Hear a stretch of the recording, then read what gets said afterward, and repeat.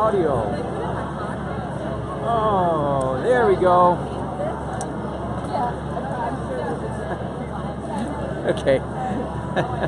Okay, I just discovered my mistake. Sorry about that. Thank you for letting me know about the bad audio. Sorry about that. I said all kinds of brilliant things. Well, I'm going to do something slightly unusual right now. And it dawned on me when I said when I thought in my mind I'm going to say that I'm going to do something slightly unusual. It dawned on me that that's a good description. I think, at least for me, that's a good description of a good place to paint from.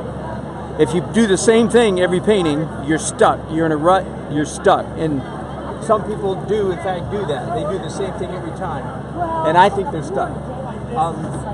But if you do something wild and crazy every time you paint, then you're a loose cannon. So the sweet spot is every painting you do something slightly unusual.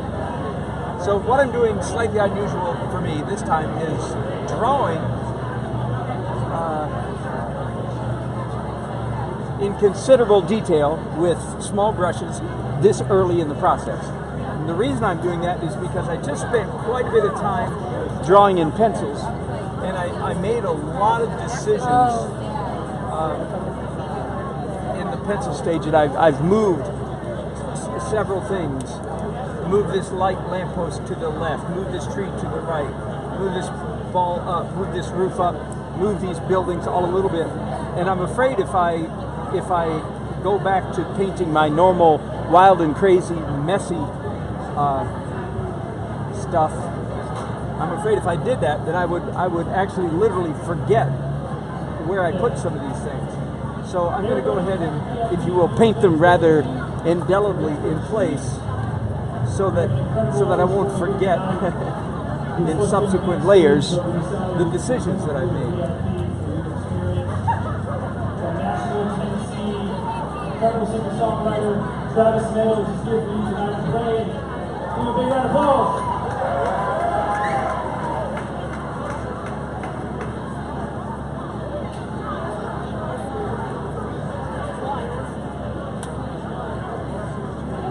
At the moment, I'm drawing in purple, as you can see.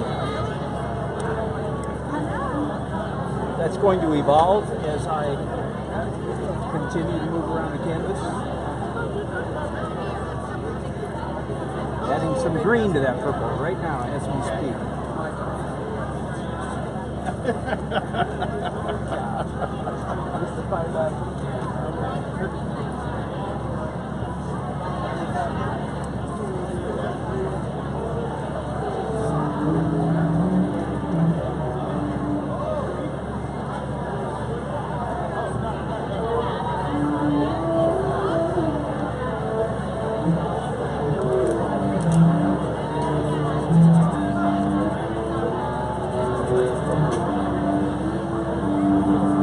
Figures right up close. As you can see, I'm doing a good bit beyond just drawing the outline, because they're so big and strong and prominent. I'm just going ahead and blocking them in, if you will. Blobbing them in, yeah.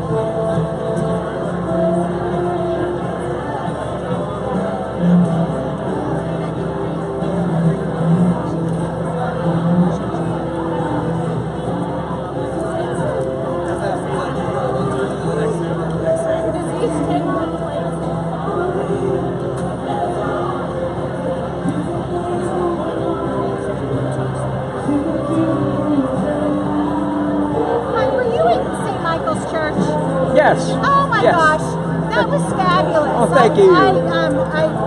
We're members there, and you were there. It was so wonderful. Thank you. Thank you. Oh my gosh. Appreciate it. That was a beautiful evening.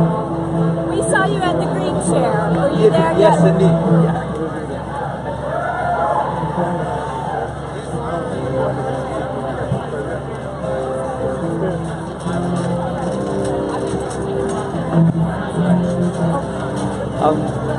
Several of my students have complained to me that when they use these pencils, they smear, especially in the acrylic stage. And that is true, they do. And my students ask what to do about that. The answer is, like everything else in art, you work with it. That is, you make the smearing work to your advantage. And if there's a place that you don't want it to smear, then you don't go over it twice. You take a wet brush and brush the paint on and don't touch it. And then the pencil will stay put. But otherwise, you just use this, as I'm doing here.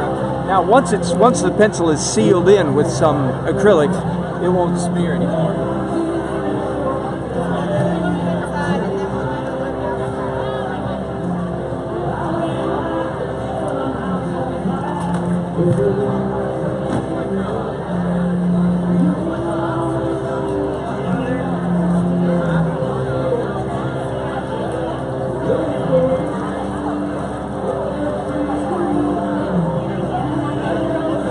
Okay, said, have you ever wondered, do I ever remove marks? The answer is yeah, I just did. Not very often, but it does happen occasionally.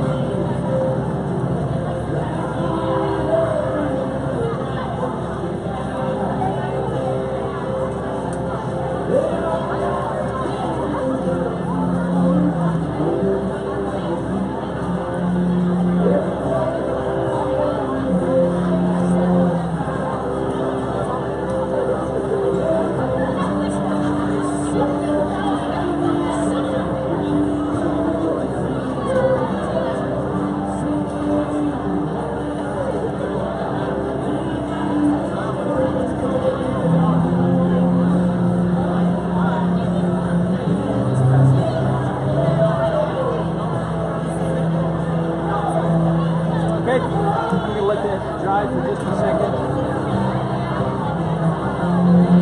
And, no, I don't need to let it dry anymore. That's good enough.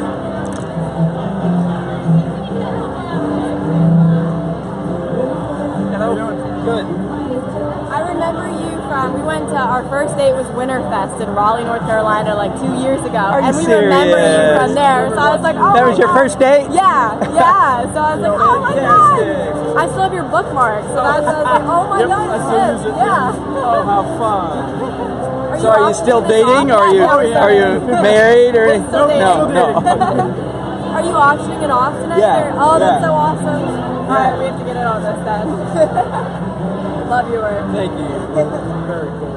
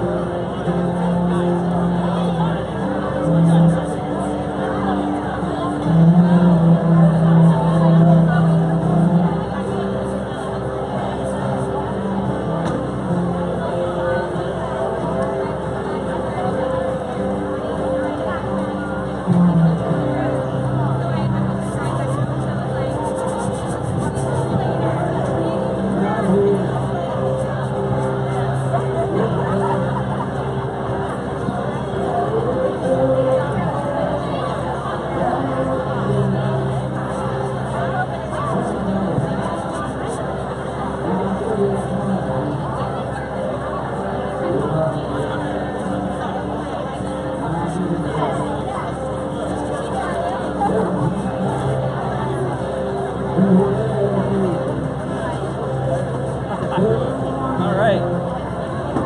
It's a glorious mess, is it not? Time for some white. No doubt about it. Time for some white.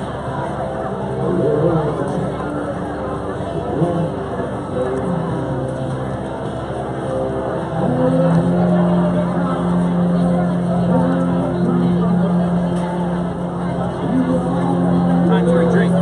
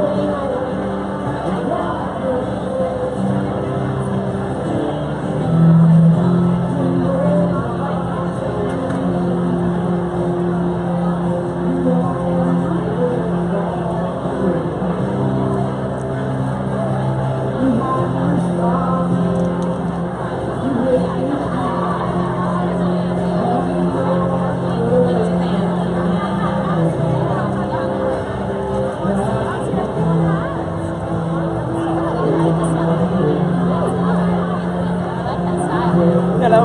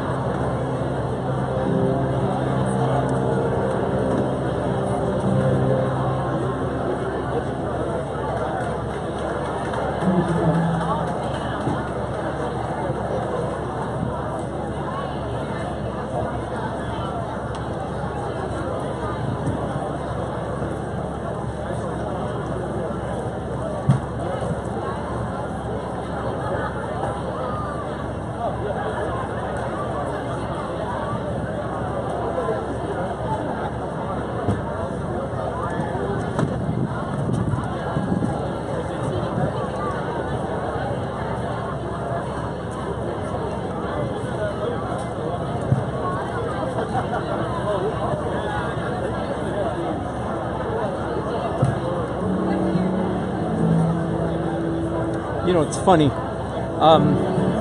I, probably like you, I'm influenced by everything. So you have to kind of guard yourself. In the last several months, I've watched probably 4, maybe, or 5 videos of James Gurney, fabulous artist. He's the inventor of Dinotopia. That's his most famous thing.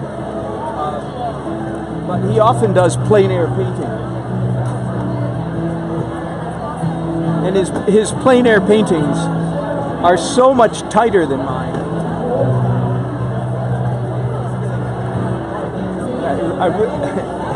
And I really don't want to paint like him.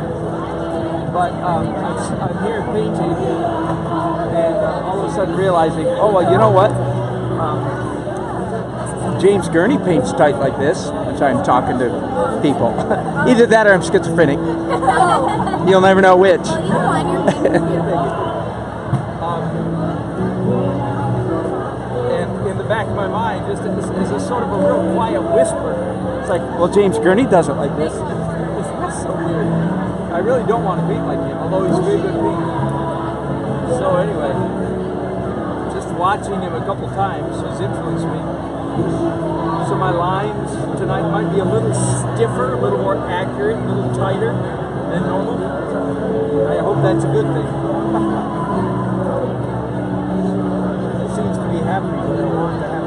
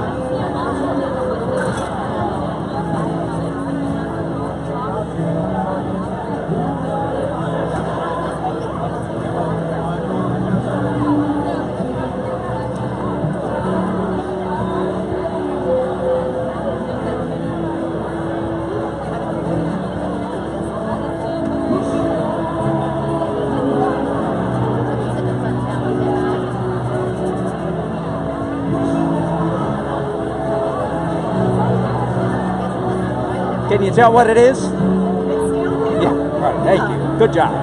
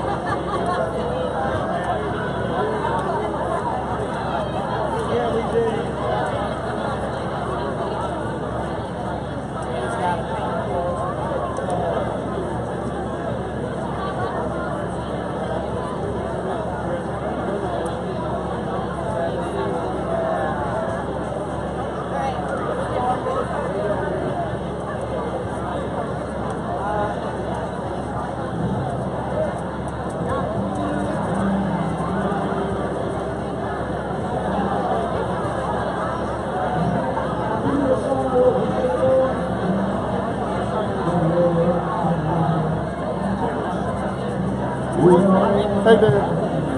Take care.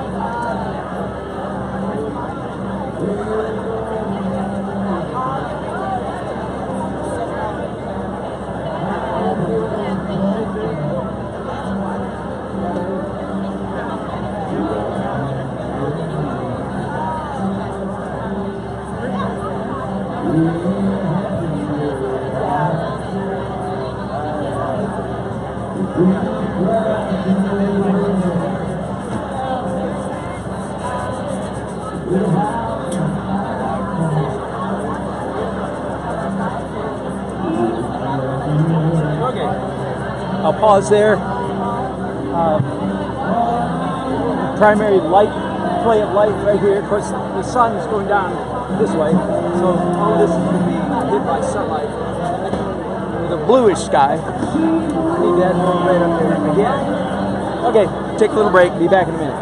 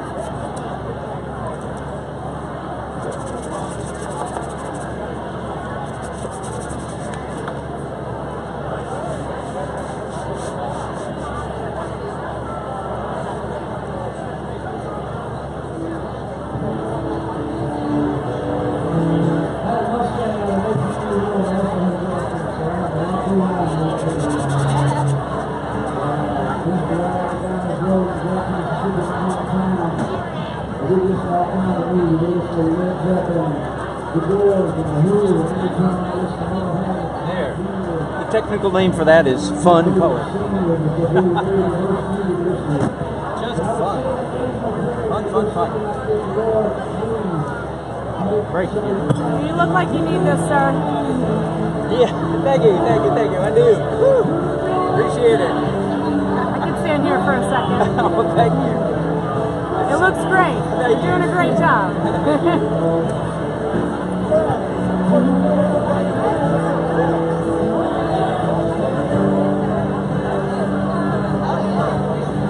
So right now I'm doing some shading and drawing in bluish stuff.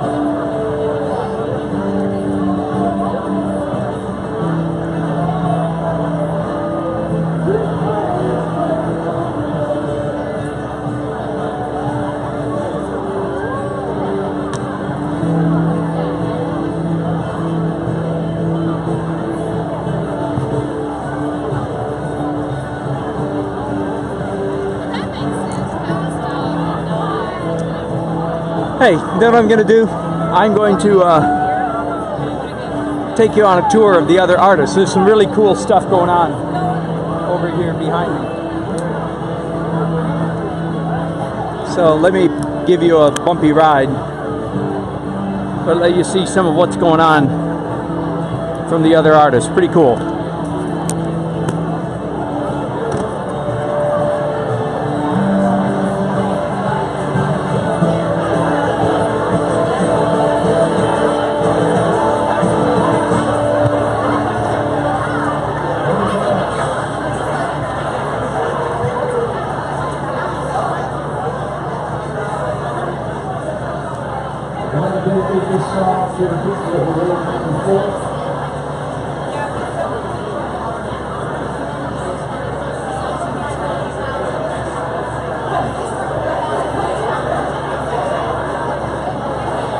Very cool.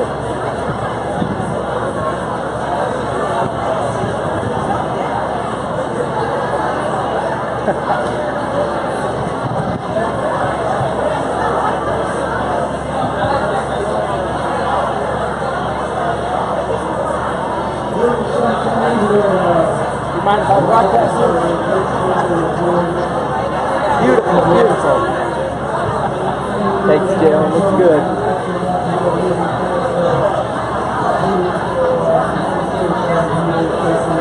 Hey, Paul. You mind if I broadcast you? Thanks.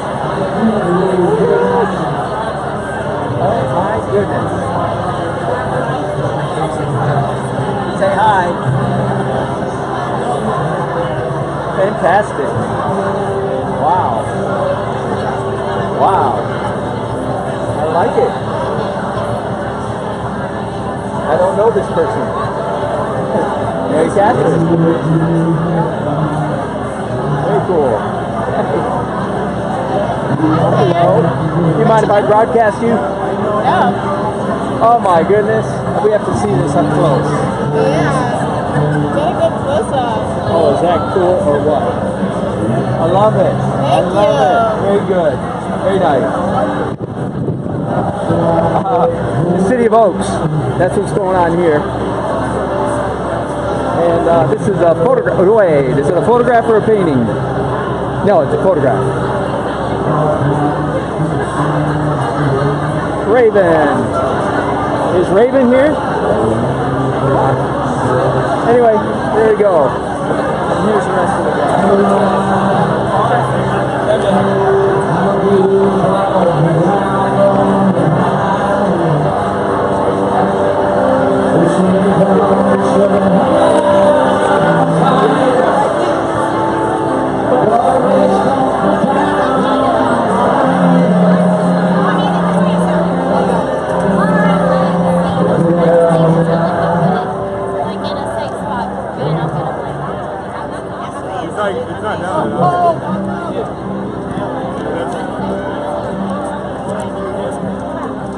So there we go. That was fun, eh? Very cool.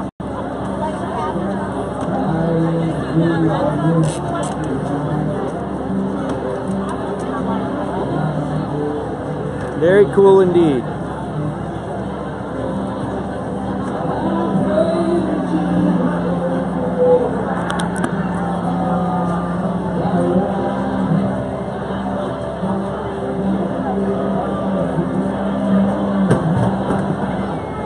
Okay, I am very close to, I'm doing one more layer of white acrylics, and then I'm ready to switch to oil.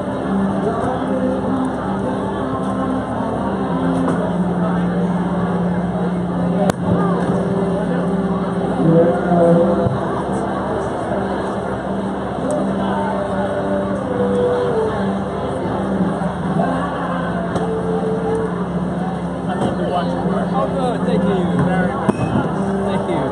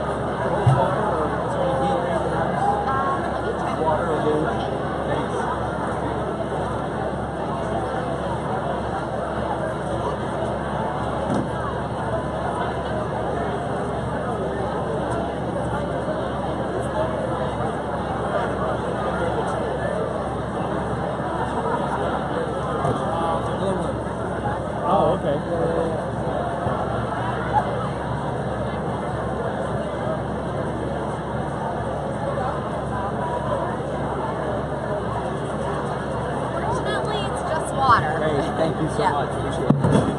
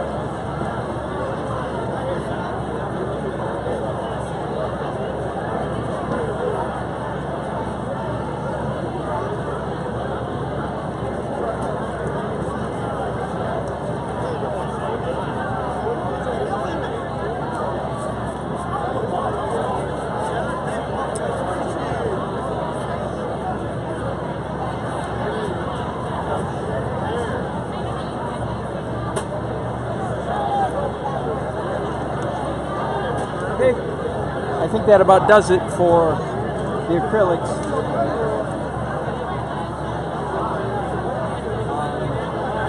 I'll be back in a few minutes switching to oil. Hey gang, welcome back. I'm going to try my wireless mic again. Please let me know how it's going. Hi Mark Toomey, good to have you on board.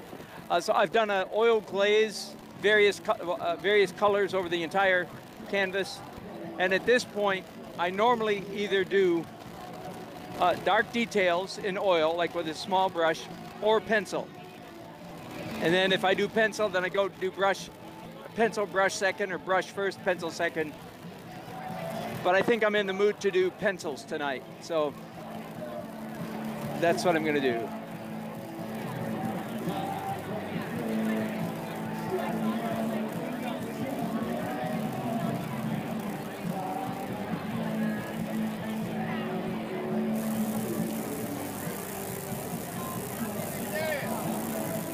Jimmy Black, I took one of your classes. I'm a great fan of yours. Jimmy, thank you very much. Good Good to to see you. see you again. My son's Page is Dan Nelson. Hello, good to see you. Good to meet you. He's a heck of a painter. And he's an entertainer. Thank you, thank you, thank you very much. Yeah, yeah, indeed, indeed. Pencils. What class did you take with me? Was it a painting? I took one over at the phone. Oh, okay. I wasn't using pencils back then, eh? No.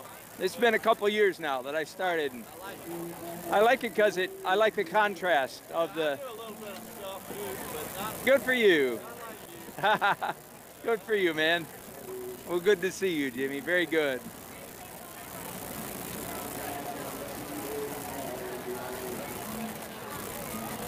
So once again, the primary purpose of the pencil, of course, it helps with similitude. It helps achieve realism. But that's really not its primary purpose or focus. And again, forgive me on it. You guys have heard this so many times. You're sick of it. But the real reason for the pencil is the contrasting texture.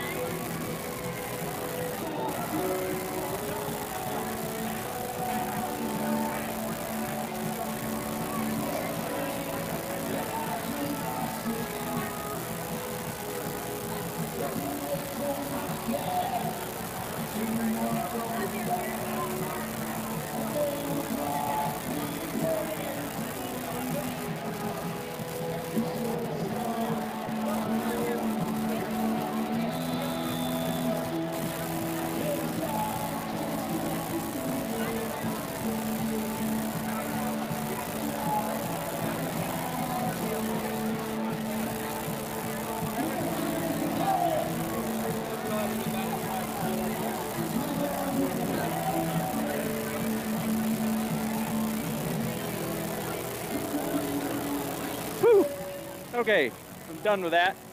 I'm getting all kinds of light, bad reflection bouncing off my palette up onto everything. Anyway, great fun. And I'm sweating so much that the sweat is making my eyes sting nonstop. Gotta love it. Okay, I'm gonna take again a little break. I'm gonna draw this again with small brushes in transparent oil, and then I'll probably bring you back in after that. All right, welcome back. So for the second time, at least, in this painting, I'm doing something slightly different, which I talked about earlier, is the sweet zone. The sweet spot is do something slightly different. So I did a glaze over the whole thing, several colors, warm mostly, dark in the corners. That's it mostly. And then I did my fuzz layer, or my glow layer that I talk about often.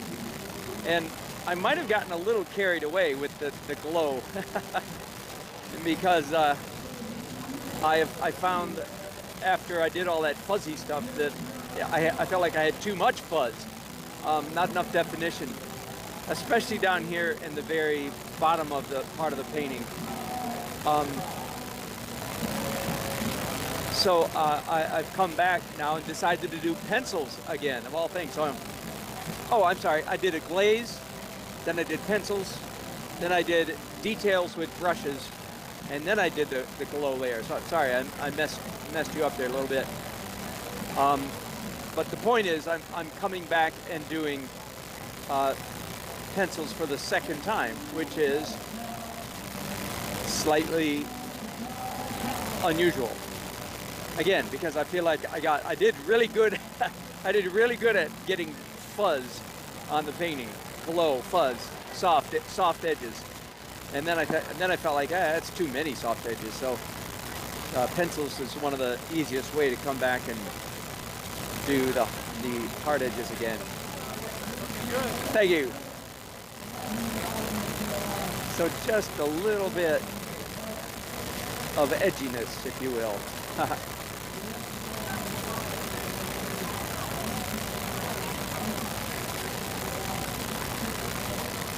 Wherever there's already enough pencil, of course, I don't want to do any more. I don't want to overdo it, but all of this area I did fuzzy. Okay, I like that. So I am finally into the final layer. We don't normally use the term overpainting, but in my case, I think I should, because everything I've done up to this point, with the exception perhaps of the fuzz layer, everything is what I would call underpainting. So if everything is underpainting, then what I'm about to start right now is overpainting. Or another name I've come up with for it in the last couple of weeks is final edit.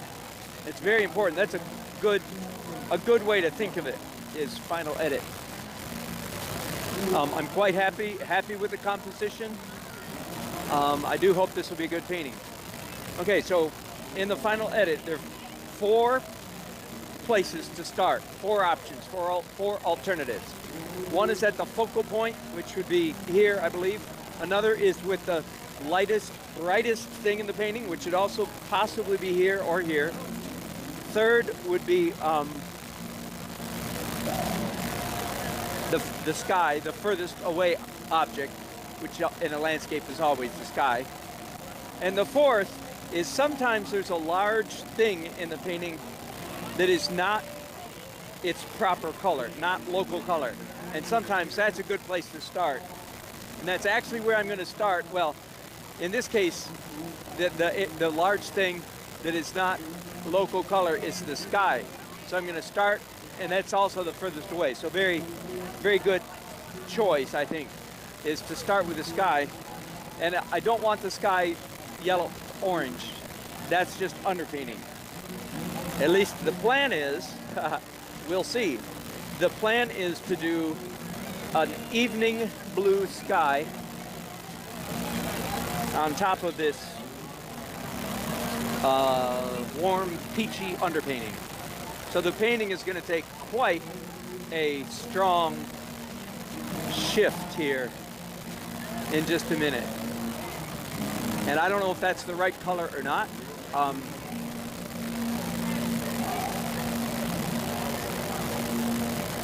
So I'd certainly better go horizontal, not go this way with it. So people that are watching me, of course, you know, throughout, always when people watch me paint, they always think I'm done, you know, at a previous point. And because they're always telling me, like at a wedding or like this at a function, they'll say, golly, you know, I came back an hour ago and I thought you were all finished. I had no idea it was going to look like that. So it's kind of fun because I know I'm surprising people, and it's a pleasant surprise. They get a kick out of it. So that's kind of fun. So this obviously is going to change the look of the painting quite drastically, which is, it's always been blue. I've been planning blue in my mind the whole time. Just no onlooker would know that. And of course, the fun part about painting blue on top of an orange underpainting is you play with how much of that blue, how much of that orange do you allow to show through. You play with it. And it's different degrees, different amounts of blue. I'm starting out, as you can see, I'm starting out quite thin.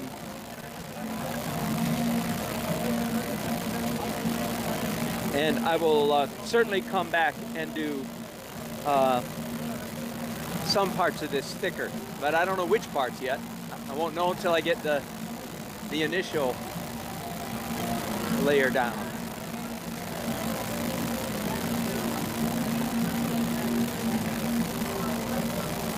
I don't do the opposing underpainting in the sky very often, but almost every time I do it, I go, man, I like that so much. I ought to do that more. so I'm not sure. Maybe as I evolve, I'm always evolving, of course, as a painter. Maybe I'll come to do it more and more. My good buddy Mike Rooney, my painting buddy, we get together and paint for a week every year, and he does a modified version of the Cape Cod School of Painting.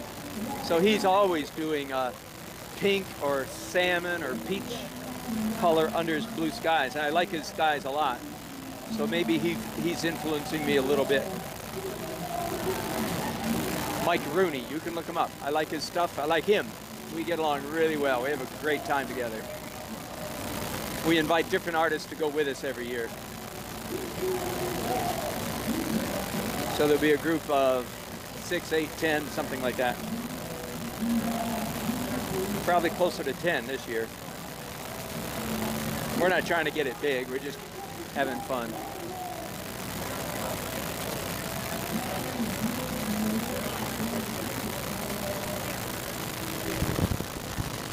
So I know I'm in your way, sorry about that. I have to paint the edges, of course.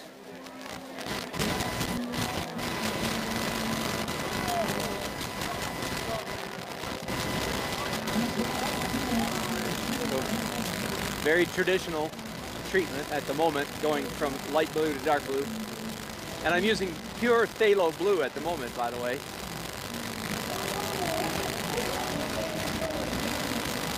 I'll probably add a tiny bit of ultramarine, maybe even some purple to this before I'm done. I'll go ahead and tell you right now a very important trick. Whoops, am I recording? Am I?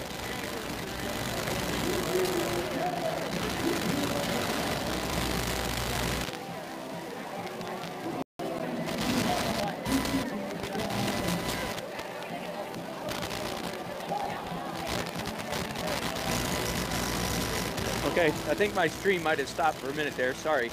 I was going to share with you a very important trick. Anytime you do a painting on a toned canvas, that's essentially what this is up here. The most traditional toned canvas is, you know, a red vermilion canvas and then realistic color on top of it. My sky is like that. But here's a trick, and I tell this to students all the time. Oh, that's quite all right. No. I'm on YouTube, and they know people are here, so it's okay.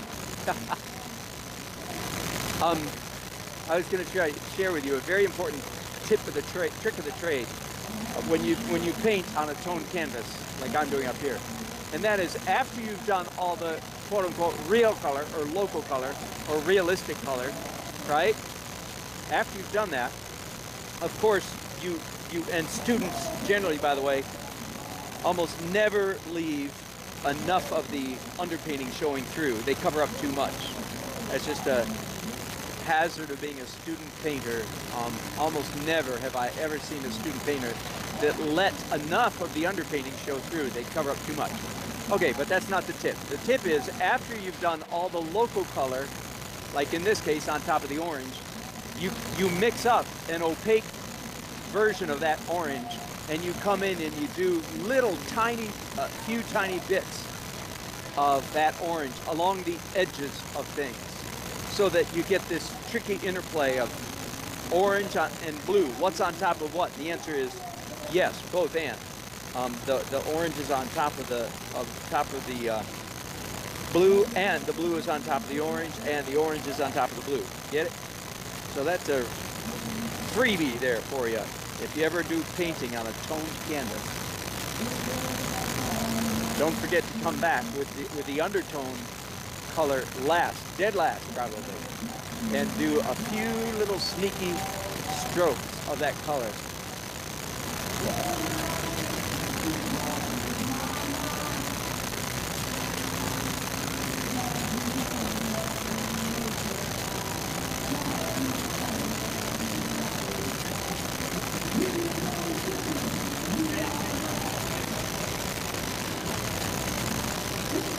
Well, I'm happy to report.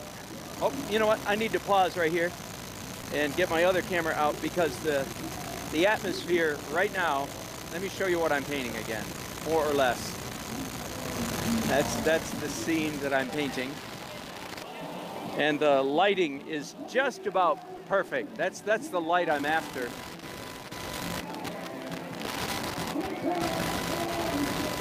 So I want to take some pictures of that for reference. And pardon me, I'm actually going to go over there and take some pictures. Thank you, thank you. Thank you.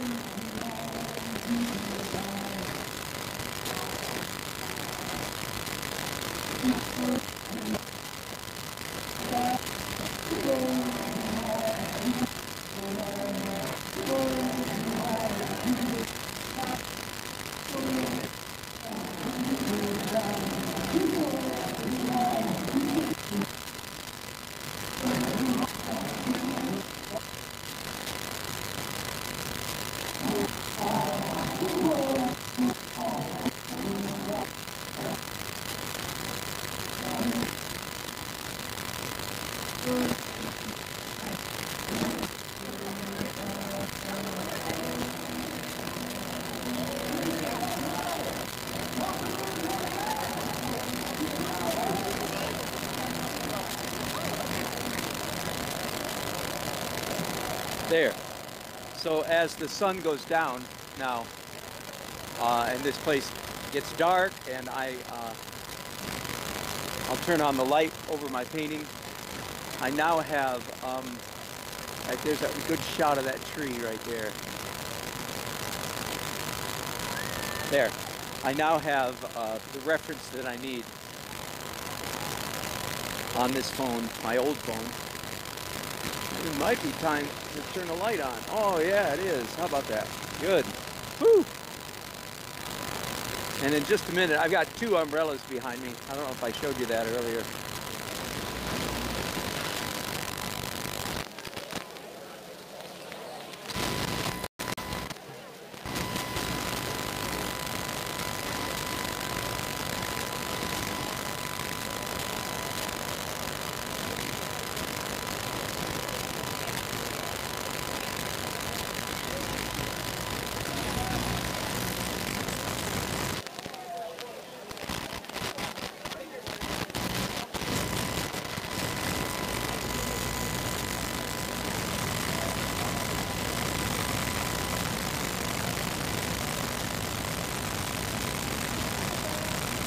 here's, I'll show you my my contraption here. I've actually got two umbrellas. The blue and white one is attached to my easel, and the other one is a plein air umbrella stuck in the ground and clamped on. Okay, but I need to take a minute to get those off. So, well, I guess I'll let you watch me. Might as well watch me, eh?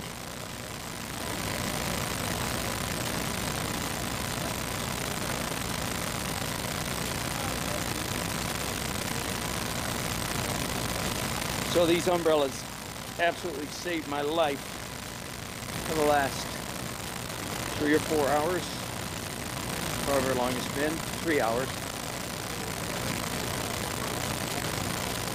I'd have been a cooked goose if it hadn't been for both of them. I needed both of them desperately. So they've done their job. Yahoo! The sun is going down, temperature's going down. Woohoo! Everybody's getting happy. Especially me. I'm the only artist, of course, that I say, of course. Part of my life, story of my life, if you will. I'm the only artist who painted outside. Thank you. Only artist who painted outdoors. I don't blame them. Anybody. Pretty crazy. Very few people are equipped to do this, as you can imagine. So there, and I think I could take down the other umbrella too. Yahoo!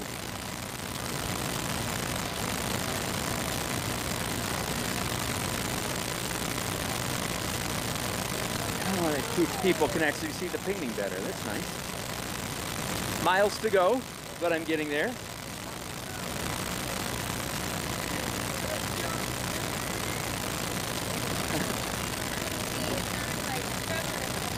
Nope. My whole life, really. I mean, if you count drawing as a kid, my dad was a good painter, so I thought I was supposed to be an artist. So by the time I went to kindergarten, I thought I was an artist. How about you? What do you do? Oh, yeah, there you go. You have a real job that pays you, probably.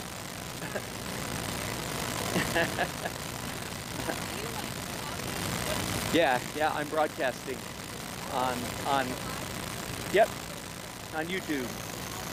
Yeah. Yep. Yeah, 6. Thousands. Or 6. I probably average 5. I broadcast every day. Yep. And probably about 500 people roughly will watch it. So, yeah. It's all part of the marketing, you know. Whatever you do these days, you can't just do it. You have to market. You got to put it. Yep. Exactly right. So that's what I'm doing. Thank you.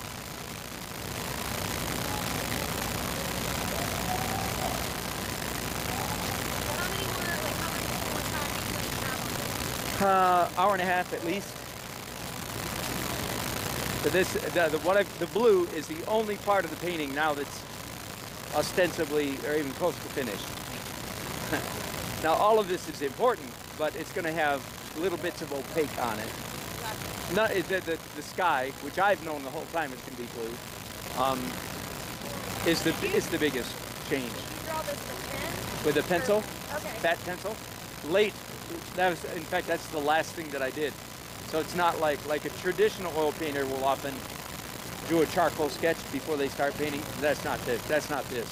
Those lines are intended to be visible, and I did them dead last, right before this layer. Yeah. So it's just because I just like the look of it. I just like the scratchy, I like it. scratchy lining. It pops out, but it's Yeah. like strong.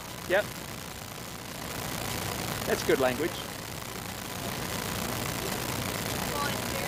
Thank you. Do you sell your art on a website? I not much. I sell in galleries. What's it called when someone like Commission. Yes. Yes, I do a lot of yes.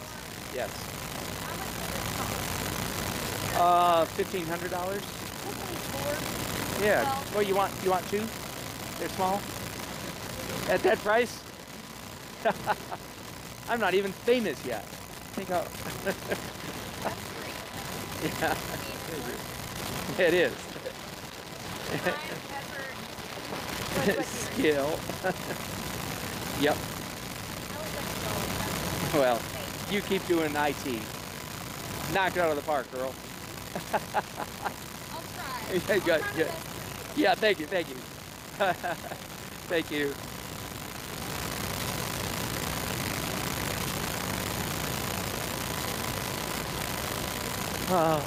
Here, and in a little while, I'm assuming you can hear me, right?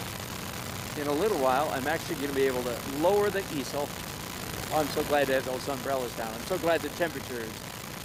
This is when it's nice to paint outside. I have my light. Hey, did I ever show you my light? Hang on. So, there's my light. It's a, 100 or something, 100 or 200 LED. And I love it. Oh my goodness. LED technology has changed my life. You wait for a second for that to adjust. Exposure. There we go. Okay. So again, the magic, the beauty, like the beauty in all painting, the beauty in all painting, in my opinion, is how the under layers, the underpainting, the underneath layers interplay, vibrate, interact, jump back and forth with the overpainting. Again, we don't usually use that term, but we should. And I was going to say the beauty of doing a sky in a, whatever, I'll call it salmon color, and then doing blue on top. The beauty in that is how the salmon color peeks through. And how much? My goodness, that is the million-dollar question. That is the challenge. How much? I don't know. It's very, very intuitive. I can't imagine a rule that you could make up. Well, okay, so it's when I'm finished, the sky will be somewhere between 80 and 90%, maybe 75 to 95 anyway, but probably it'll be somewhere between 75 and 95% blue, and the rest is the orange underpaint. Probably more closer to somewhere between 80 and 90%, but I'm not thinking of numbers. I'm just, that's looking at it. See, so the way it peaks out here and there and here and there and here and there, that absolutely, our eyeballs. And of course, when I say eyeballs, of course, what I really mean is our visual cortex, the visual parts of our brain. Our eyeballs just go nuts. They just love the vibrating, the bouncing back and forth between the orange and the blue.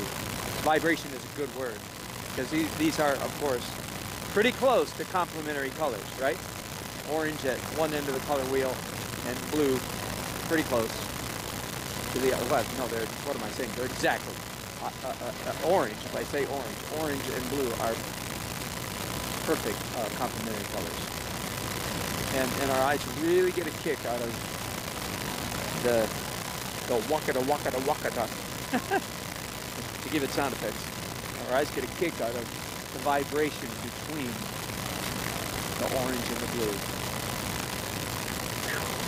I have to say, my painting, I think, is getting a little bit more positive attention now that all the umbrellas are down and people can actually see it. And now that the blue sky is blue, it's just a funner painting. I'm going to mix up, like I said, a little bit of thicker stuff here for a minute. And let there be some play, some fun variety of values. In a way, this painting a sky like this, in a way, is very difficult for me. You're saying, nah, okay, let me explain that. I still enjoy realism. you know, painting realistic. It's fun to me. I don't think it's the best kind of painting, so obviously, so I don't do it. But it's still fun, and certainly a fine way to paint. Especially every time I get beat in a competition by somebody who's doing hyperrealism, I go, oh dang, I should have done a realistic painting. But I was answering, why is it hard for me to do a sky like this? The answer is because I know what skies look like, and I love painting clouds and sky and so on. And here, I'm trying very hard not to do that. I'm trying to give the impression of a real sky without painting a real sky. Does that make sense? Because I want the brush strokes themselves to be more important than the clouds. I want the viewer to turn this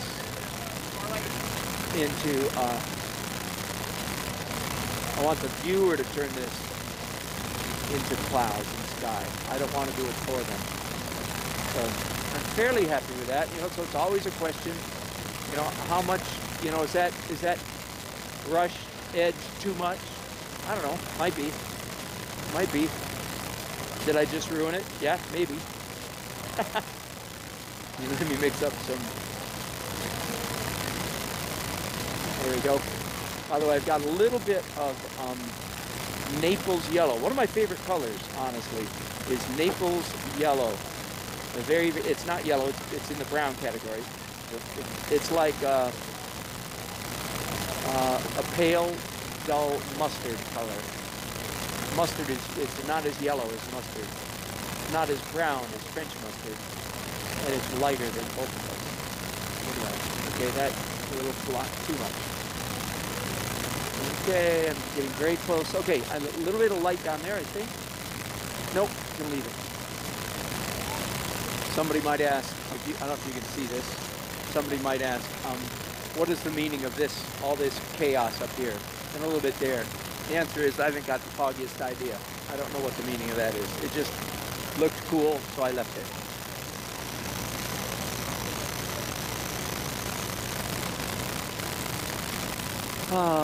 Okay. Tell you what, I'm going to take a little break. I'm actually going to move my easel down. I've got a stool here, and I'm going to begin painting all of this area. Thanks for watching.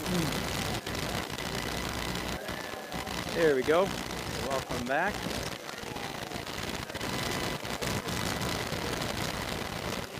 Hello, Vincent. Nice to have you. So, as you could, well, let me open this up a little bit. There we go. You can see my palette. I'm sitting down. Woo, my feet are happy. Here's my telephone with a picture of the scene over there that I can't see from here because there are trees in the way. Now, where to go next? I started with the sky. You know, it just seems to me, just intuitively, the easiest thing, and I don't mind doing the easiest thing, is just to continue working down. So in a sense, a very traditional order of things. Whoops, hang on. I need to get my paint cleaner bucket back out here. And I need to clean up my palette. Sorry about that. I should have done this before I started broadcasting. My mistake. I know you really want to see how this is done, don't you? I'm kidding. So I have a tissue, otherwise known as a Kleenex, and a razor blade on glass. I taught an art class, taught a painting class the other day, and really I had 15 women in the class, and really had to make that old statement. You can either paint or save paint. You can't do both. In other words, you're either going to spend money on paint, or you're going to try to save money and fail to paint. And there's a deeper truth there than just the reality. People who are overly concerned with economy, saving money, are never going to paint well. They're focused on the wrong thing. So, like some of you are just saying, "Oh man, you're going to waste all that." Yeah, it was probably 25 cents worth of paint right there that I just wasted. It adds up, of course, but no. Yes, I am going to do that. I'm not going to worry about it a bit. So let's paint these buildings. And of course, they're far away. and they are far from the most important thing. Far from the most important thing in this painting. So I'm going to be very careful to keep them pretty loose. Even intentionally going out of the lines, quote unquote. That one face of that one building is a slightly different color than the others, so I did that one first. Let's move to some of the other sun-bathed, sun-spangled, sun-kissed buildings.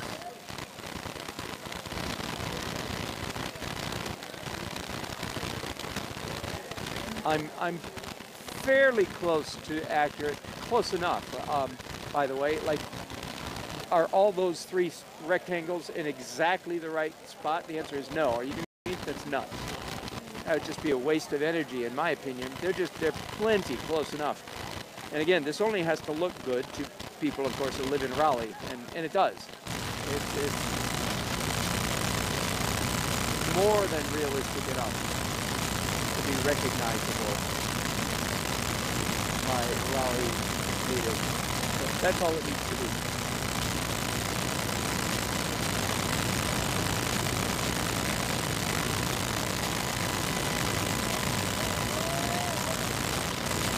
When you're doing the final edit layer, like one of my favorite things now for this stage of the painting, when you're doing it,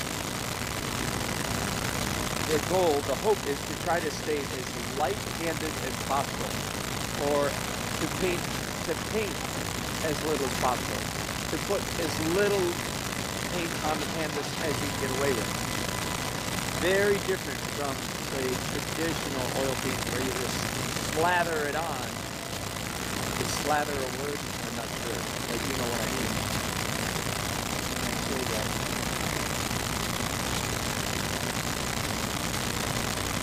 A little reflection there, am I right? Okay, now just a little bit of the near side of these buildings. So darker and duller, but lighter than what's there. Right? In this stage of the painting process, everything I'm putting down is lighter than what's already there.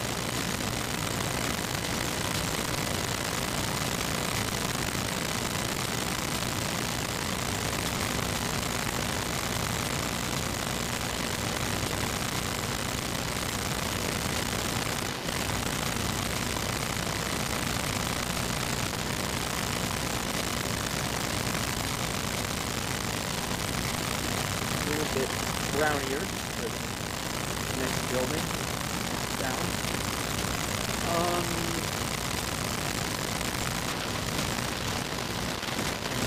Just a hint of windows. Just a hint of windows. Really, it would be really easy to get carried away here. Paint a bunch of windows. Overdo it. No, just a hint of windows. Why? Because this is far away and we don't, it's soft edges, fuzzy edges. Let the brush skip and miss dips. You know, the texture of the canvas showing through very strongly.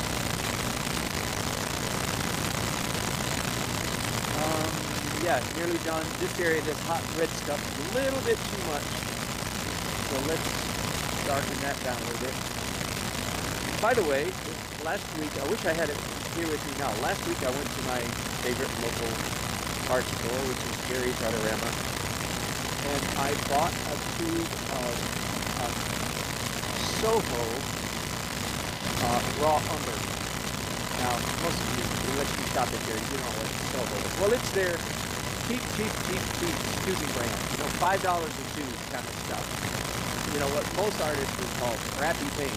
Most art teachers, snobs, would thunder forth vociferously. Don't buy that crappy paint. Blah, blah, blah, blah.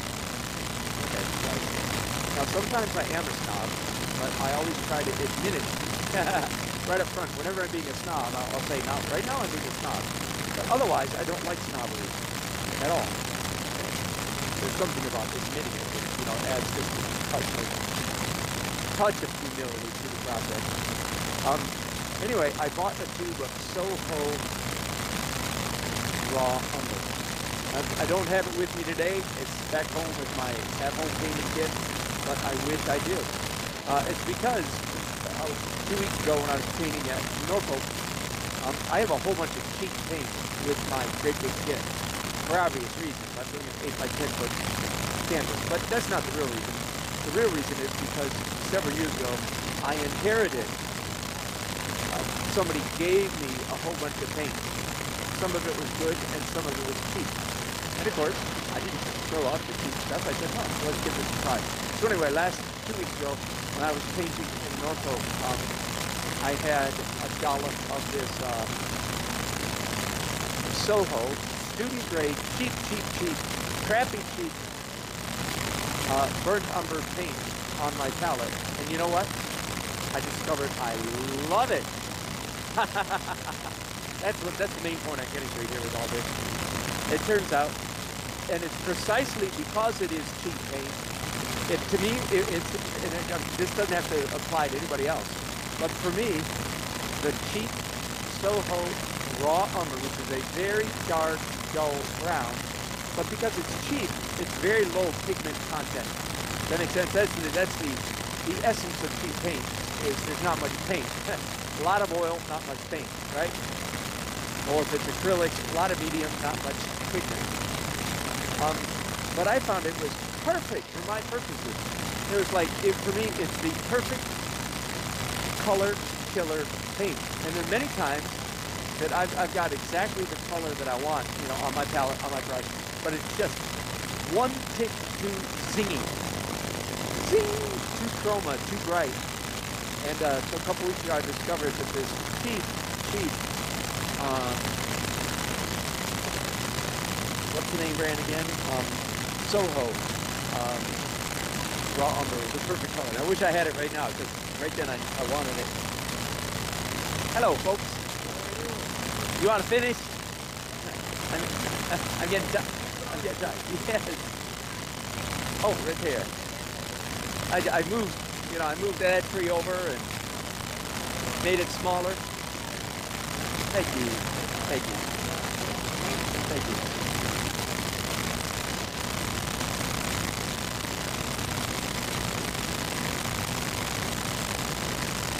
So that's mostly, I need to do a little bit there. And then you can look at my photograph. Oh, no, I need to do something there too. Yahoo. Okay. This will be fun. So my brushes are still dirty with that tan beige color, muddy beige. So I'm going to I'm mixing up some blue now, and a little bit of blue. Now this is a good example of why am I doing the blue in these windows? Is it because it's in the photograph? The answer is no and yes. I'm not doing it in order to be realistic. But would I have thought of doing blue if it weren't in the photograph? And it is unlikely. It's doubtful that I would have. I might have, but you know. But when I saw the photograph, I went, ooh, that's a nice touch. So that's the real purpose of your reference photo. Yes. You certainly may. Yes, ma'am. So the real purpose of a reference photo is not to copy it, but to inspire us. You see, it makes you do things that you wouldn't have done perhaps otherwise.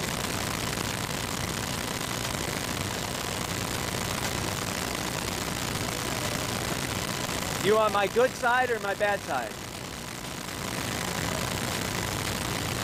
And you dropped something, if that's important, I'm so sorry.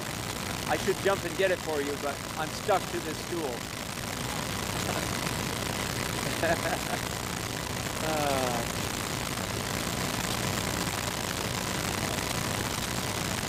Palestine here.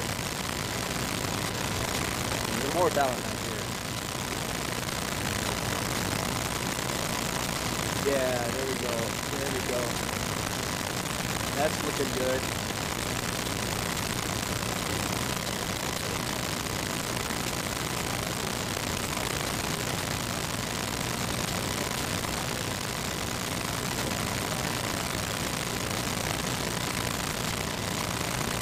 And even though the vertical lines don't show up much,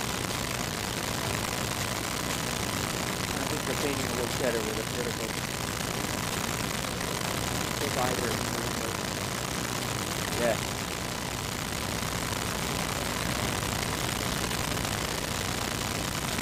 Okay. Do you know how to drive it?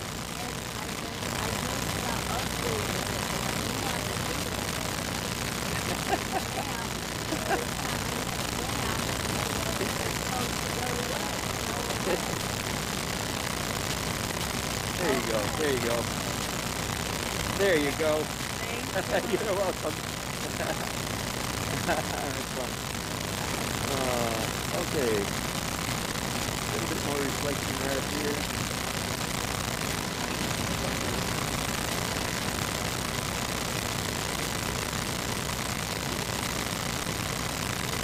Oh. That's funny. Completely overlooking a very important stroke, very important architectural element. Horizontal right there. There we go. Why did I just scratch right there? Hard to say. Very, very, very intuitive. The best way I can describe it is because it's like there's a timer in my brain, a timer in my hand, more like it, that if I have been painting in too fussy, or my favorite word is fastidious, a manner for too many seconds, my hand automatically self-corrects that too much detail, let's make a mess. And so my hand literally does make a mess. And that time it was with the butt end of the brush.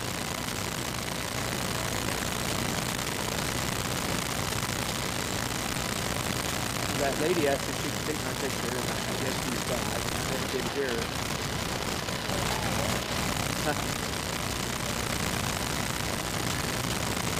And again, this is the what I call the final edit. I cover up anything I don't like, and of course keep anything I do like.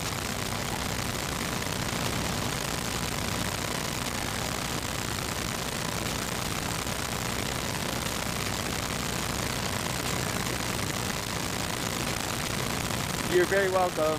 Thank you. I've got this very muted stuff on my brush right now. I'm trying to look for a place that I can use it. In the final edit stage is what I'm in right now. Most of my, yeah, you can see me. You can see me mixing color here, right? Yep.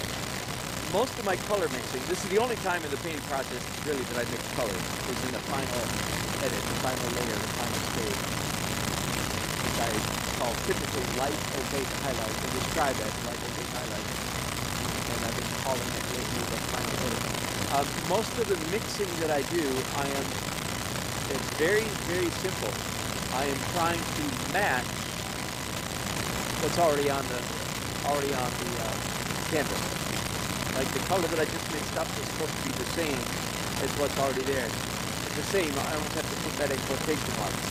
Close is good enough, and slightly lighter, it has to be slightly lighter than what's there. So I'm not copying it exactly. You know what, I have a very strange drawing mistake. Okay, I think I can fix this. Sky came down too far here. That accomplished virtually nothing. So let me come in here and just raise this panel up that much. There we go. All is well, I believe. Stand up again. felt good to sit down for a while, but not ready to stand up again. So in the final painting phase, I spend a lot of time matching colors that are already on the canvas. That is, if I've done the underpainting correctly, all the colors on the canvas should be pretty close. And it's just a matter of getting them adjusted ever so slightly. I need this whole panel, well, two things, but this roof needs to be brought forward, that is brightened up, brought forward by these brighter. And again, I can pretty much match the color that's already there. No. Thank you. I finally did the blue sky on top of the orange underpainting. That's what most people thought, I'm sure.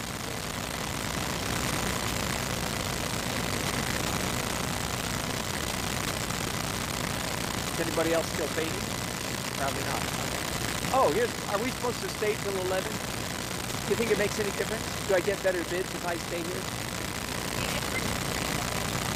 I mean, I'm at least. Oh, it does? Oh, bummer. Oh, well, that's a bummer because I won't be done by 9:30.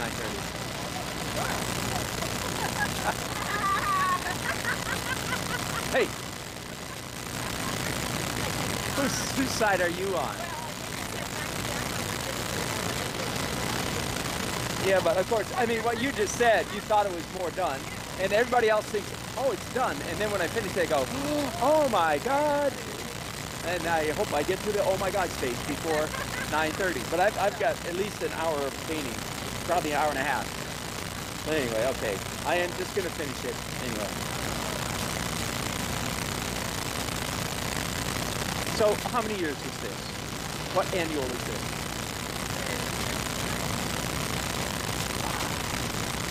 Really? Now, was that the first one over by Lincoln Theater? Or was that wasn't the first one? Okay. So that was, okay. Yeah. Wow. Is this y'all's full-time job now? Is this Danny's full-time job? So for years, David sort of ran it. And 7 years ago or so, I said, I'm leaving. Yeah. Right. Yeah. Right. Okay.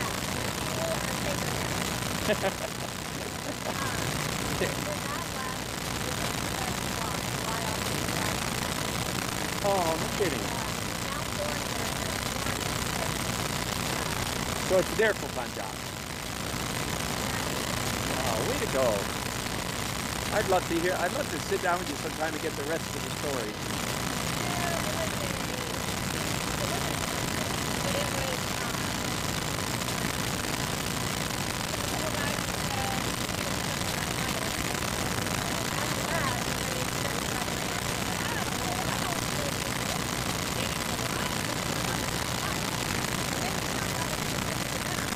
Yeah.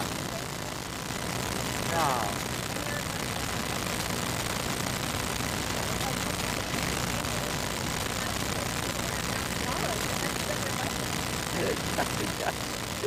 Sure does.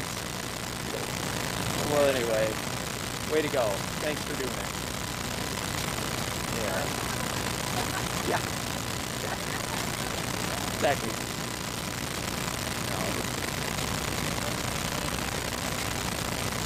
No.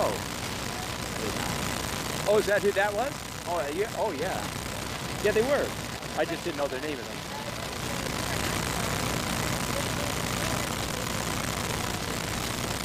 Are you serious? How fun. And y'all know Chuck Hester, right? You know Chuck Hester? Oh, okay. Danny does. I don't know how close they are. Okay.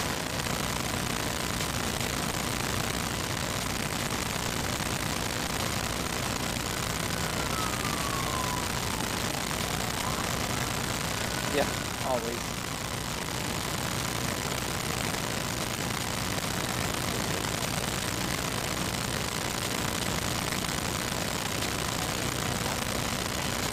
I did, yeah. In fact, I broadcast. There's a lot of really, really fun stuff. Nice stuff. Yeah, it's good. Good stuff. Yes. Yep. A good job.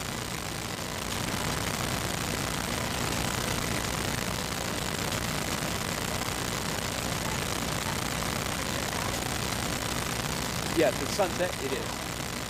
Yeah.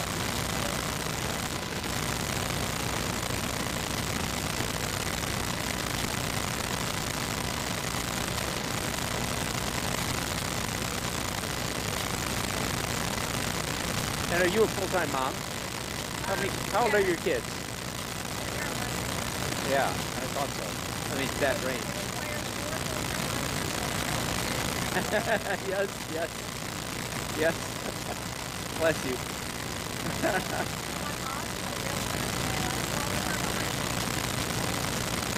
Do you work at home for a realtor?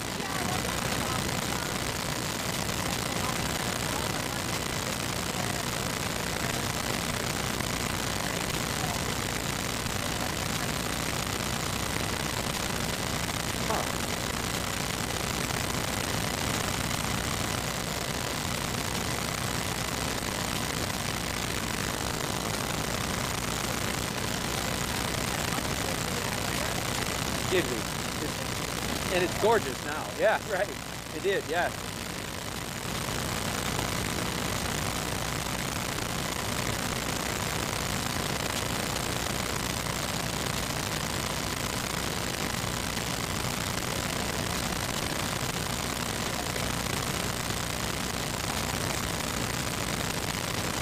Is that the big band?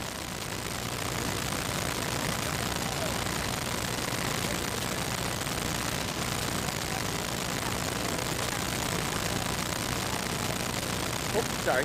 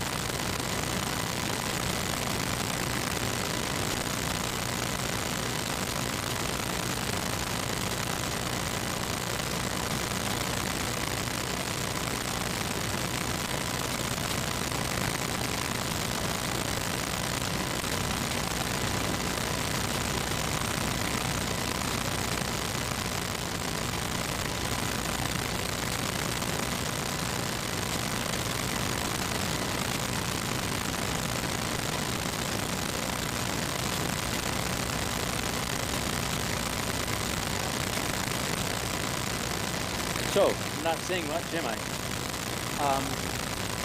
Just going around matching color, as I said earlier, matching what's already there, intensifying it a little bit sometimes, brightening it, lightening it, almost always.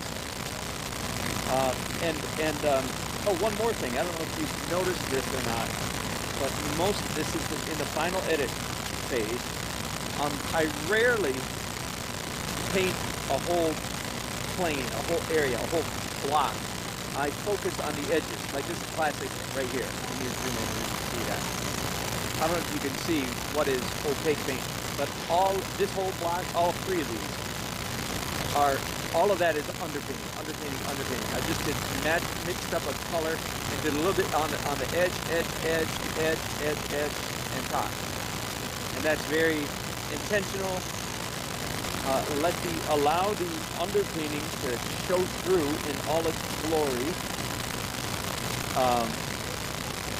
But this final edit stage, really the main thing that it's doing is just adding a little bit of accuracy or definition to what's already in. Yes. That's right.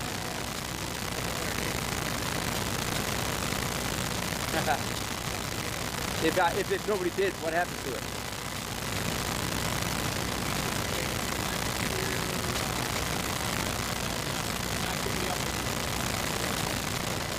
Yeah. Nah, leave it at that.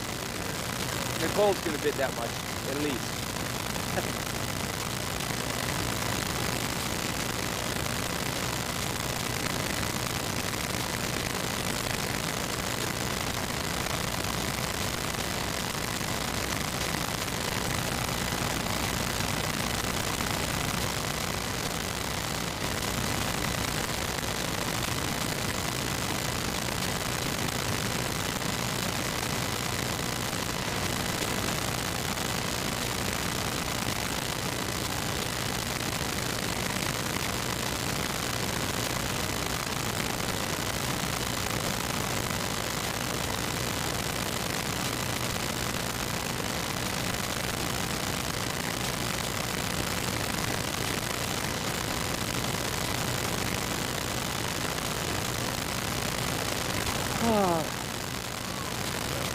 That was mostly contented, but somewhat tired.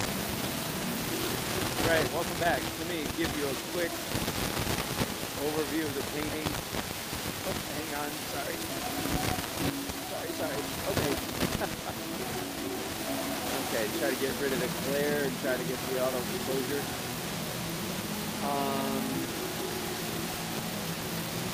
That doesn't look like the realistic color in my monitor, but maybe it looks okay in yours. Anyway, most of the painting is finished.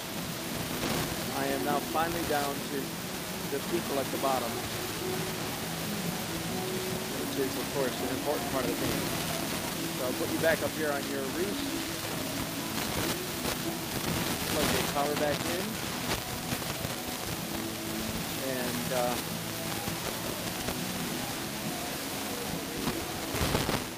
see if I can get some painting done. I've got some fairly loud music going on behind me. About a block and a half away.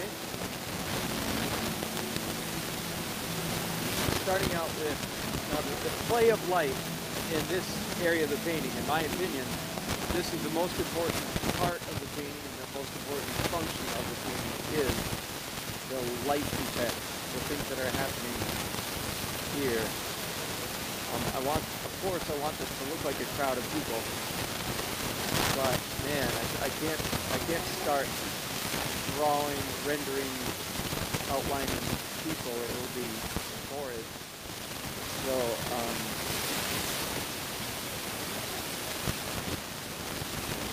at the moment, I'm focusing on the light in between the people. Likewise. Very good to meet you. Look forward to meeting you again. Likewise, Linda. Thank you.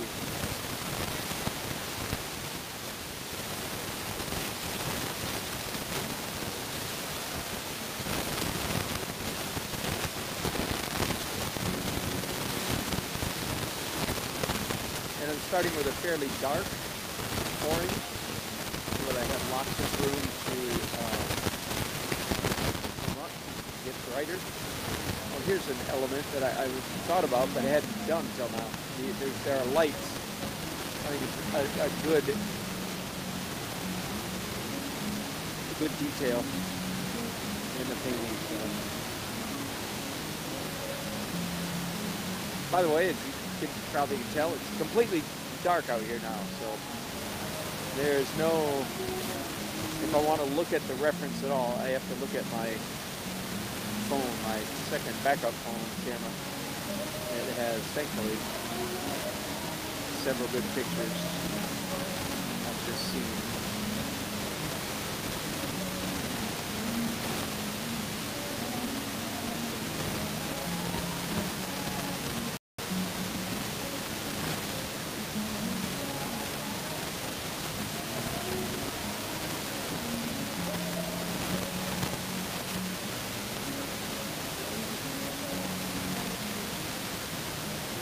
Okay, enough of that.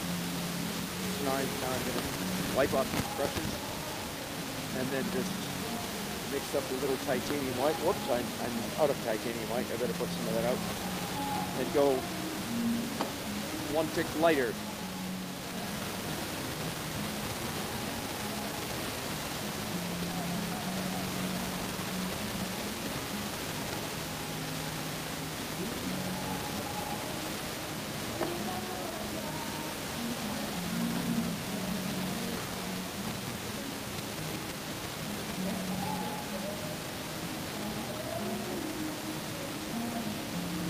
Yeah, I don't like that color. Wipe off my brushes again. Too much brown in that mixture right there.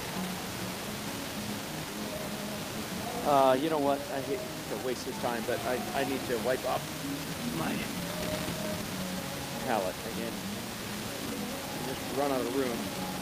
It's bogging me down, so let's take a minute and clean up stuff around here.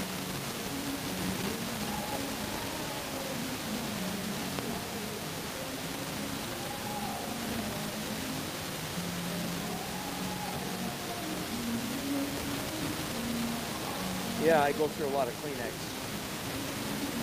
typically in the course of the painting.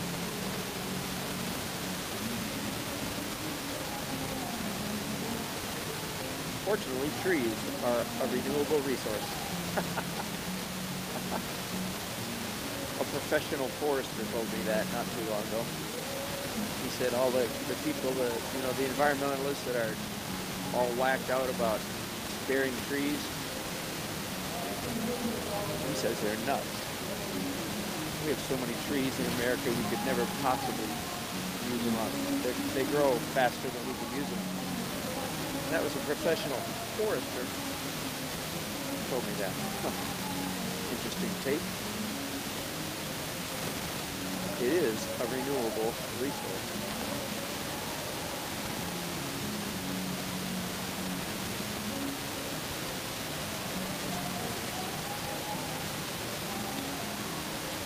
Okay. And I need some Scarlet Lake out there. My three favorite reds, in case you haven't heard it before now, is Permit Rose, Naphthol Crimson, and Scarlet Lake. You certainly do not use any cadmium red, cad yellow, or cad orange. I get all the colors I need, all the reds I need from those colors. My favorite yellow by far is Indian yellow. It's a transparent yellow, and that's why it's my favorite. Most yellows are not transparent, they're quite opaque.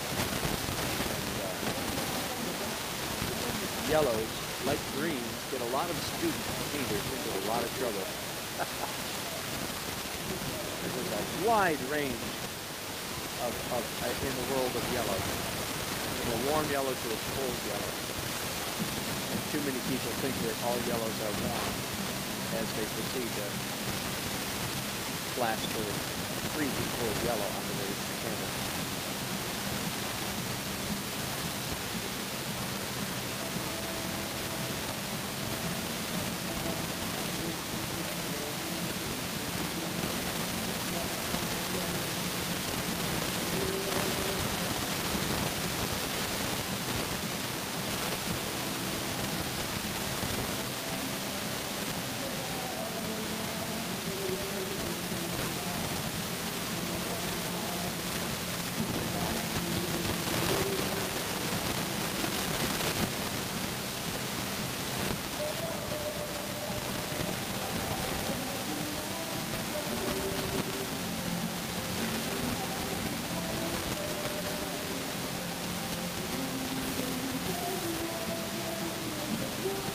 Okay, I'm going to mix up again, even a brighter yellow,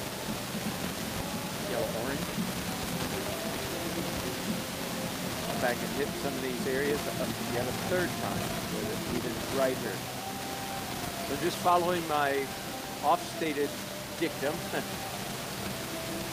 Our eyes like seeing the slightly lighter color paint on the slightly darker underneath.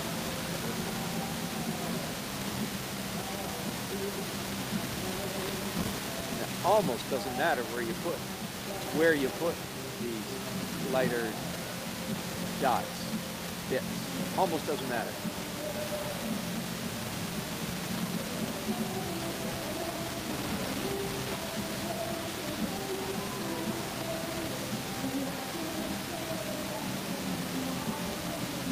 Okay, I don't know if I probably don't have enough paint.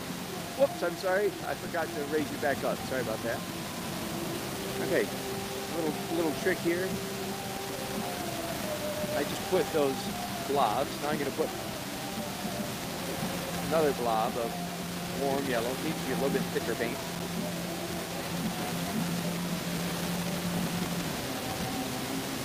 You with me? Hang on, bear with me. I'm going to show you how to paint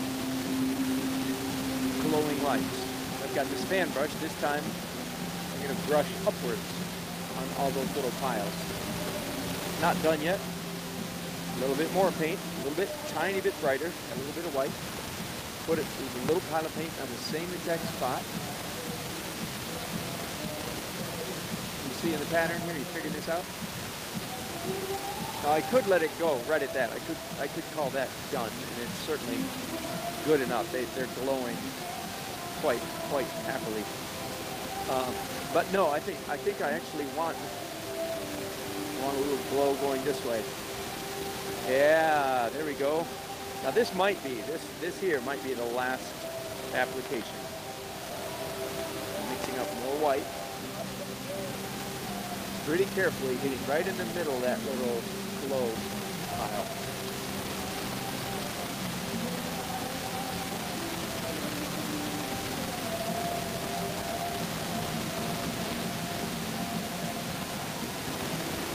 There you go.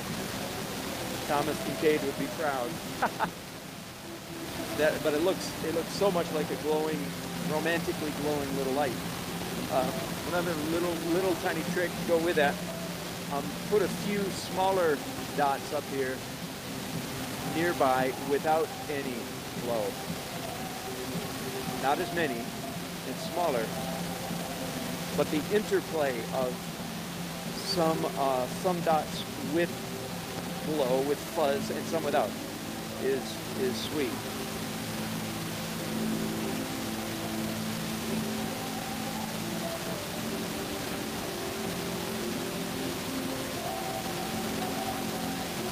Okay, I'm gonna stop like that mark right there.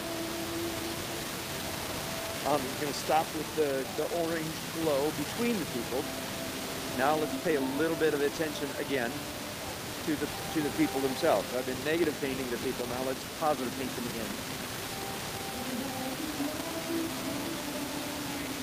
No, no problem. No problem. I live in Kansas City. We've got 3 of your painters. Do you? My wife lives here, but my wife loves it forever. Really? Oh my goodness. That means we're really good friends. What's your name? Oh, sorry, you walked up. I'm so embarrassed. Sorry, I do that all the time. What's your name? My wife makes Jessica. Oh my goodness. And so you live in Kansas City now? Yeah, we do. And you have 3 of my paintings. Well, thank you. We're not friends. We're friends. Big one. It's a 3 in 1 square. Well, thank you. I'm blessed. Thank you. Appreciate it. Oh man, very good. Thank you. Thanks for speaking.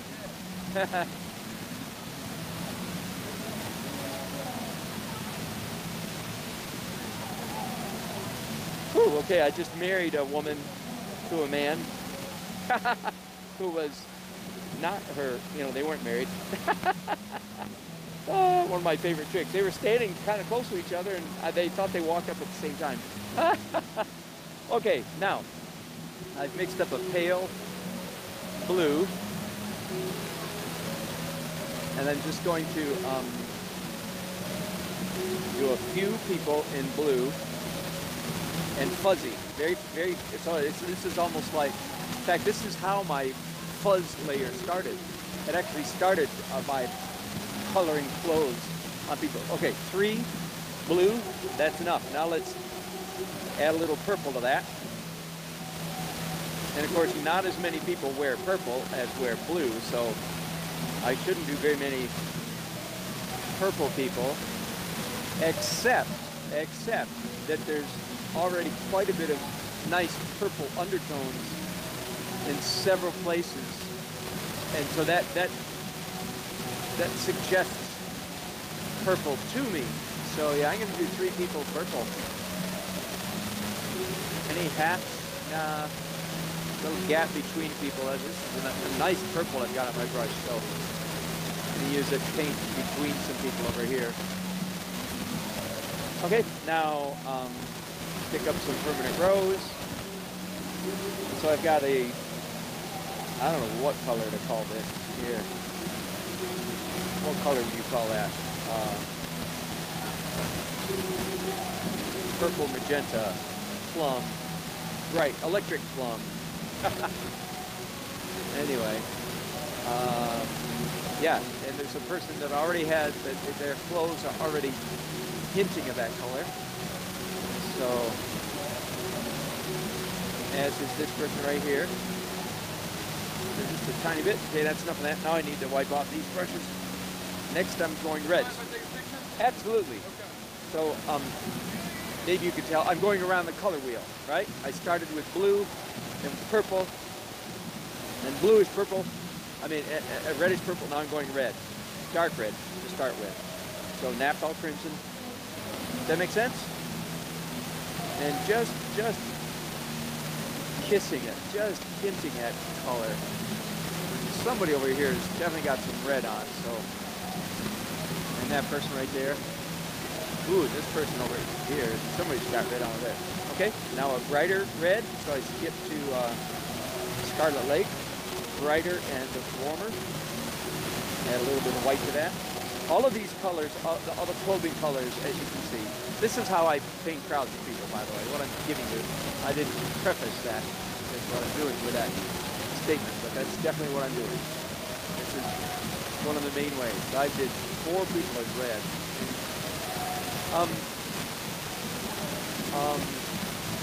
I live in Raleigh, North Carolina. I'm painting in Raleigh tonight. And even though there's several universities in the area, but the biggest university is NC State. So just for what it's worth, there tends to be... Oh, thank you. Hey! Thank you. Thank you. So...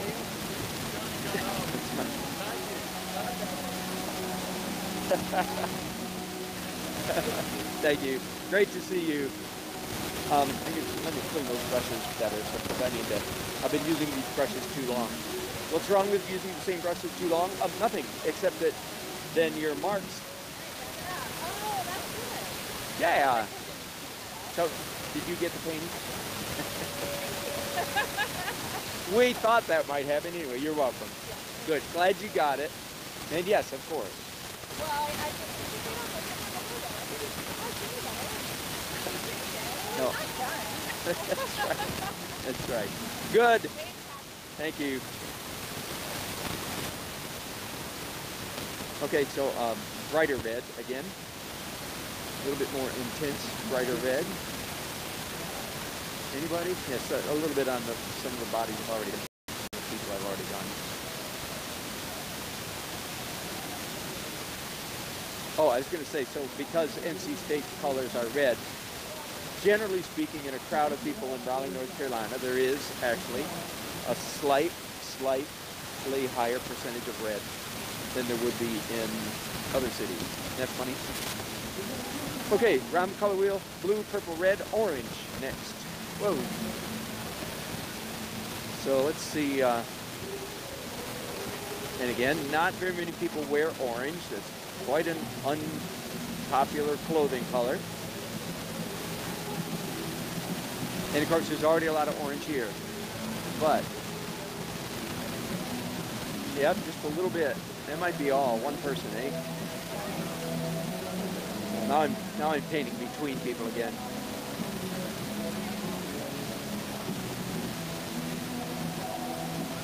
Yeah, that's enough. Okay, so the next is yellow. Again, not very many people wear yellow. Although no, the t-shirts here, the worker bees, tonight we're wearing blue. So, nope.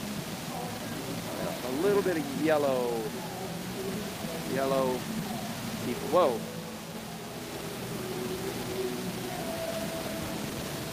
My brush is too loaded.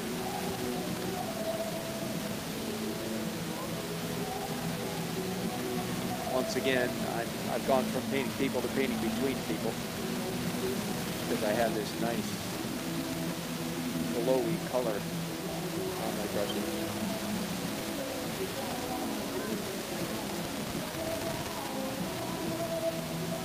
Oh, that was a mistake. Doing the sky. Okay, I'll fix that later. Yellow, green. So I'm almost all the way around the color wheel. I started at blue. I'm all the way around to green. Any people here with green? Oh yeah, definitely. So let's mix up some vague green, dull green.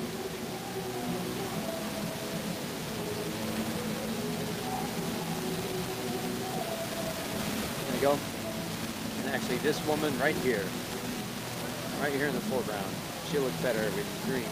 Yep, she does. And this person right here. Somebody up there in green, somebody here in green. Thank you. And, okay. Let's do a phthalo blue. I started out with really more of an ultramarine, and actually I didn't clean my brushes, so I've got a lovely aqua on my brushes. Aqua is a good color for clothing. Okay, so that's, I could stop right there and say that's a crowd of people. It definitely looks more crowd-ish than it did a little while ago. But I want to do a couple things. One is, I want to do some pale gray. I don't want to do white t-shirts, even though a lot of people would, if I was doing realistic, a lot of people would be wearing white. But I'm not doing realistic. So, I'm going to mix up a neutral gray here. A little bit on the cool side. Yep. Okay. And let's do a few people wearing light colors. Yeah, this guy. Hi. Hello. I own 2 of your pizzas. Dude, I bought them like 15 years ago. are you, was your husband over here a little while ago? Are you from Kansas City? Or where? Yeah, Where? well, we live in Kansas City. I'm Oh from my- Michigan. And I moved Oh here. my goodness. Remember, Oh the my- wine bar next to on 5 Times Glenwood at the bottom. It was like a bin, I think it was. Yeah. Remember that? I did a painting of it. Oh yeah. It's been. Oh my 15 goodness. years, probably. I Oh, got fun. wasted. I was young, single, had money, and I saw 2 of your pizzas, and I was like, oh my god, these are the best ever. And Oh. every time people come into my house, they're just like, oh, where did you get that? Really? I Oh. have 2 friends here right now that are married, and they bought a house in North Hills, and they were like, we need art. Who do you recommend? Oh my goodness. There's only one. Dan Nelson. All local stuff. Support him. Well, because he's thank fucking you. Phenomenal. And Well, so I thank go you. to my website, and you know what? So they asked me tonight. They said, Yeah. do you have, does he have a storefront? Like, or a shop that you can come and, I don't like that. No. Well, I'm in several galleries. Yes. okay. A Little Art Gallery. Do you remember that? Cameron Village. Yeah. And I'm trying. And you know what? All my galleries should be listed on my website. But all of a sudden, you just made me realize. I Oh bet- no, I don't think they are. I thought they are. I They used to went be. through and went to your website and was showing them. Yeah. your- Oh well, thank you. I thought you had an oak tree, the old oak in Mortuary. It was Wow. big. It was like A big 4 by painting. Really? 7, maybe. It was big. Oh my goodness. And probably 3 by 7. And Wow. So I bought that one, and then I another really bright orange and Wow. bright orange and yellow one Forest Square. Wow. For city market, it was city market. Yeah. And I did really Well, thank you. your work. And you could probably, so you could see how my work has evolved, right? From the paintings you have. You can still tell it's me. You know a guy named Tess Harris? Yes. I Yeah. love Tess, and I got him started. I was president of the North Carolina Museum of Art for a while. And No we were doing kidding. some plein air stuff, and we had a derby party that we did every May Uh-huh. for the contemporary. And I was like, I need you to do this, and I really want you to do watercolor. He was like, I've never done watercolor. I was like, you can do it. He started doing it, and it was very funky, and then I had him do my wedding. Oh my party. goodness. I had him do my wedding in watercolor, and it wasn't good. And he has evolved in watercolor. Yes, yes. And I gave him this, I forced him to do it. So I'm like, and then I knew he had the talent. Oh, that's Well, great. Watercolors are amazing, but I have to say, I thought you started in watercolor as well. And your watercolors Yeah. are really evolving, and that's way harder than oil. That's right, yeah. Way harder. Yeah. I paint as well, and I copy artists. Yeah, oh, do you really? I'm admitting that. Yeah, yeah. I was like, Alfred Sacco's an artist that I like, and I just copy his work Oh. as my own personal How fun. but How fun. his watercolors evolved, and I saw you were doing watercolor. That's kind of new for you, right? For me, I'm doing some watercolor, but no, most of it is oil still. Yeah. But you No. have a couple watercolors that are really great. Really? So my friend, And the wedding painting, you mean? You talking about in the wedding, on my wedding paintings? just watercolors in general. Oh, okay. Yep, yep. I don't know. but Yeah, I- yeah, yeah. I was talking You're right. to- I saw a handful on your website. Yeah. And it looks like you're just kind of starting out in. Yeah, well, I used to do watercolor a lot, and now I'm moved the other way, but I still go back and do some. Started Yeah, in what? yeah. Well, yes, but I was an illustrator. You know what I mean? So it was kind of a different world. Yeah, yeah. It was tight and realistic, not quite so artsy. So tell me your name. Stephanie. I'm the only Stephanie that has bought your art. Yes, you are. Jeff with an I-N-Y. I promise you. Otherwise, Jeffy. I Googled myself. Tiffany. Yeah, yeah, yeah. But And where? Sloan and Courtney McKenna Oh, how are gonna fun. buy me your art. Oh, excellent. So Well, they are. thank I you. showed him and I was like, look, you can work on this all. You have to do it. Oh, thank you. Well, welcome back to Round. So you're just visiting? You have family here? Yeah, we flew in for a band because Danny Rosen is a good buddy of mine. Oh, no kidding. So I'm Uh, so brought us in. Oh my goodness. And this is their first How- concert, and they heard that "Shut Up and Dance" was on the thing. And that would be a fun thing. We come out Raleigh. Yeah, Have you ever been to Kansas City? I have, but not in a long time. Not. You like Raleigh? You miss Raleigh? Yeah. Oh. Now, where were you in Michigan? Where'd you grow up in Michigan? I grew up in Michigan. You did? Yeah. I went to Yeah. first time. Is that near Detroit? We went in Saginaw. Frankenmuth. Okay. You know Yeah. Frankenmuth? Yes. Same I- exit. I- Oh, I no forgot kidding. about it. We were like, same Oh, exit. Yeah, that's right. You go to Birch Run instead of Frankenmuth. Yeah, that's it. Oh, that's funny. I grew up mostly on the West Coast. Grand Rapids, Traverse City, Petoskey. Okay, so leaving on Friday, my husband and my kids, everyone, we're going up to, we have a house with all 17 of my family. We're staying on Crystal Lake, Yeah? and we are going to Oh. all my favorite spots to be kids growing up. So, Sleeping Bear Standards, Oh, fantastic. Yeah. Yeah. Yeah. And my husband is going home for Thanksgiving, so he's like, Michigan is a beautiful place. Like, it's gray, there's dead deer on top. My people, that's just awesome. Nice job. Thank you.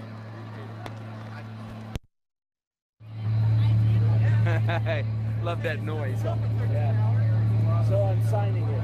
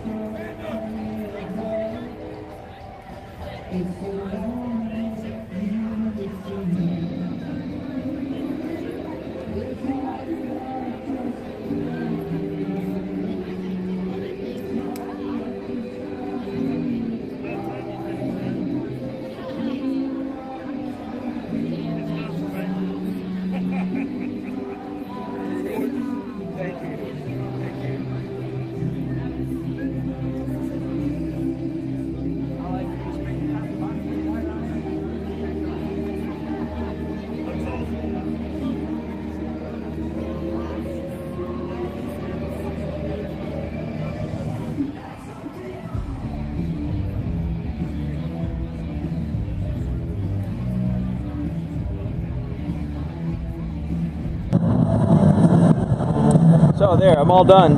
I don't know if you can hear me or not. It's very loud out here. I have to paint the top and the bottom in acrylics. I have to put a wire on the back, and I start packing up and start heading home.